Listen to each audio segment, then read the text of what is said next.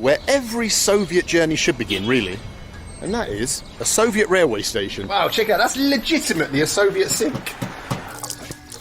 Not quite as nice as a Soviet sink, but a Hodgerist sink. He's not a Soviet aficionado like us, is he? Get out of here. We're flying in a Soviet biplane, for God's sakes. Wow. We are in a Soviet biplane going to a mysterious exclave.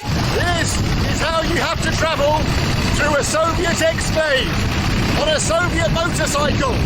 A Soviet bus stop, the first one of the journey. It's a Soviet abandoned village. Wow, Soviet hotel. Look at the old Soviet reception. And a Soviet woman working here. And a Soviet sign. What a Soviet sink. What a Soviet-looking town. Wow, this is literally a Soviet bicycle. Very useful for a Soviet child. I wonder if this will be a Soviet metro station. What do you reckon? Could you miss the bloody Soviet flagpole? There's a Soviet flagpole, for God's sakes. There would have been a Soviet flag up there. A room full of old Soviet stuff. Look, we got a Soviet football. Soviet gas mask. The Soviet cafe.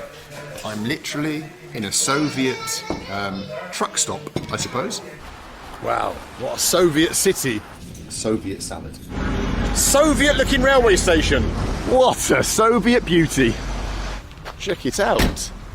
We've got ourselves an unexpected visit to a Soviet mosaic. Look at it. Like a Soviet war memorial. Let's go and check it. It's a Soviet airport. It's like a Soviet terminal building. And we can stay in flipping Soviet railway stations for a tenner a night.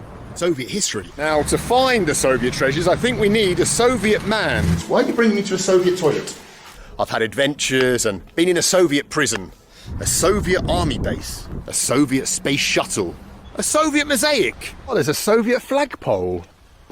Wow. It's in a Soviet weighing thing. That is a Soviet barbershop.